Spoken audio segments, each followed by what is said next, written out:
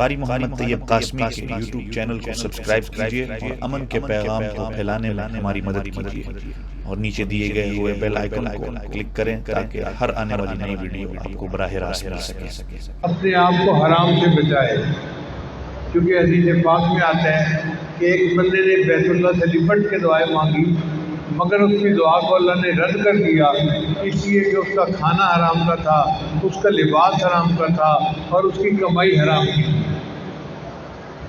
ہم اپنے رزق کو پاک کریں اور اپنے اللہ سے جا کر سوال کریں، اللہ تعالیٰ جھولیاں بھر دیں گے۔ اس کے آگے باب کعبہ آتا ہے۔ یہ باب کعبہ بیت اللہ کا دروازہ ہے، تھوڑا اونچا بنا ہوا ہے۔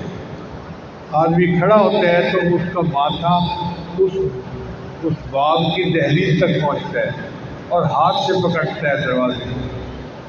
اب جب باب کعبہ پر پہنچ گیا تو انسان دعا مانگے کہ یا اللہ، بڑی دور سے آیا ہوں اور بڑی دیر سے آیا ہوں اور بڑی امیدیں لے کے آیا ہوں، الہی عبدک ببابک، اے اللہ تیرا بندہ تیرے دروازے پہ ہے، سائلک ببابک، تیرے در کا سائل تیرے دروازے پہ حاضر ہے، اے اللہ اپنے در سے خالی نہ لوٹانا۔ آپ نے تو فرمایا ہے وَأَمَّا السَّائِلَ فَلَا تَنْهَرْ، اے میرے بندو تم سوالی کو انکار نہ کرو، جھڑکی نہ دو، خالی نہ بھیجو۔ جب آپ نے بندوں کو یہ حکم دیا تو آپ تو بندوں کے پروردگار ہیں، اے اللہ میں اس دروازے تک آپ پہنچاؤں، مجھے یہاں سے خالی نہ لوٹانا، میری جھولی کو بھر دینا۔ پھر اس کے آگے مقام ابراہیم ہے۔ حضرت ابراہیم علیہ السلام نے بیت اللہ کی تعمیر کی تو جس پتھر پر کھڑے ہو کر تعمیر کی ان کے قدموں کے نشان وہاں رہ گئے، اس کو ایک جگہ پر محفوظ کر دیا گیا اور اس کو مقام ابراہیم کا نام دیا گیا۔ یہ قبولیت دعا کا مقام ہے، یہاں پر نماز کی امامت کی جاتی ہے۔ اللہ تعالیٰ کی قدردانی کی انتہا دیکھیے کہ ابراہیم علیہ السلام نے اللہ کا گھر بنایا تھا، اللہ نے ان کے قدموں کے نشان کو ہمیشہ کے لیے یادگار بنا دیا۔ جانے والے تیرے قدموں کے نشان باقی ہیں، آج بھی وہ قدموں کے نشان موجود ہیں اور ہم وہاں پر اللہ کی عبادت کرتے ہیں۔ حضرت عمر رضی اللہ عنہ نے نبی علیہ السلام کے سامنے عرض کیا، اے اللہ کے حبیب صلی اللہ علیہ وسلم، نماز کے امام کے لیے اگر مقام ابراہیم جو ہے وہ تو زیادہ بہتر ہے۔ نبی اسلام نے اس تجویز کو پسند کیا تو قرآن کی آیتیں اتر آئیں، وَاتَّخَذُوا مِن مَّقَامِ إِبْرَاهِيمَ مُصَلًّى، تم ابراہیم کے مقام پر اپنا مصلی بچھاؤ۔ آپ بتائیے کہ جس جگہ کا تذکرہ اللہ نے کیا قرآن میں، اس کی برکات کا کیا حال ہوگا۔ پھر اس کے آگے حتیم آتا ہے۔ حتیم ایک چھوٹی سی جگہ ہے۔ جب قریش مکہ نے بیت اللہ کو تعمیر کیا تھا تو انہوں نے عہد کیا تھا کہ ہم حلال مال سے بنائیں گے، حرام کا استعمال نہیں کریں گے۔ ان کے پاس پیسے کم ہو گئے تو انہوں نے مصر سے بیت اللہ کی لمبائی کو تھوڑا کم کر دیا، یعنی پہلے لمبائی زیادہ تھی، پھر 1-2 میٹر لمبائی کم کر دی۔ وہ جو خالی جگہ بچ گئی اس کو حتیم کہتے ہیں۔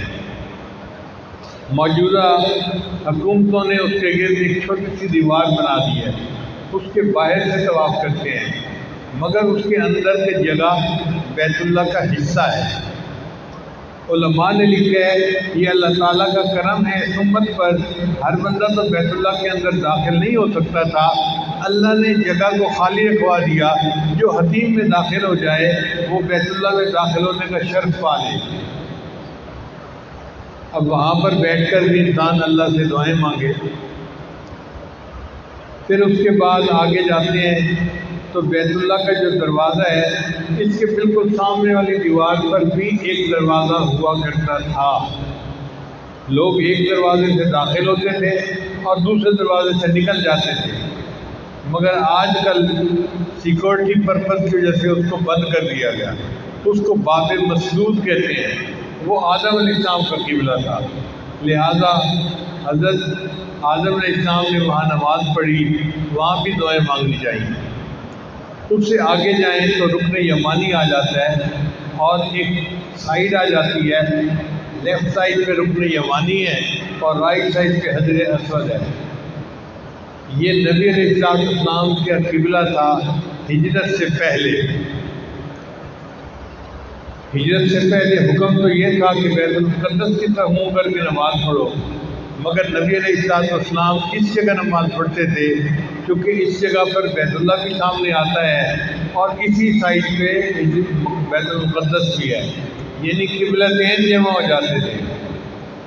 اس لیے جب نبی علیہ السلام نے مکہ فتح فرمایا 20 رمضان کو، تو اسی حجر اسود کے قریب بیٹھ کر 2000 صحابہ نے بیعت کی۔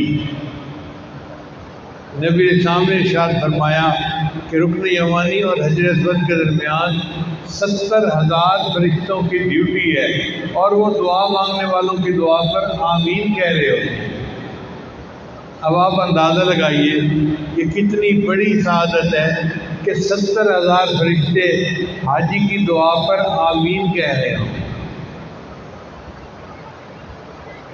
حضرت خواجہ عبد المالک صدیقی رحمۃ اللہ علیہ اسی سائڈ پہ بیٹھنا پسند فرماتے تھے اور فرماتے تھے کہ اس سائڈ پر بیٹھیں تو 3 مراکز تجلیات سامنے ہوتے ہیں، ایک تو بیت اللہ، دوسرا بیت المقدس، اور ان دونوں کے درمیان میں مدینہ اسی سمت میں آتا ہے۔ تو تینوں مراکز انوار بندے کے سامنے۔ اب سوچیں وہاں بیٹھ کے دعا کرنے کا کیا مزہ آتا ہوگا۔ اللہ تعالیٰ یہ لمحات سب کو عطا فرمائے۔